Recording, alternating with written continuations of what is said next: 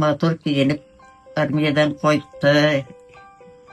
В красивой форме он вернулся из армии. 2 года встречались. Его родители меня встретили хорошо. Не считали меня сиротой, не обижали. 20 лет назад мужа не стало. Вместе с детьми мы чтим его память молитвами из Корана.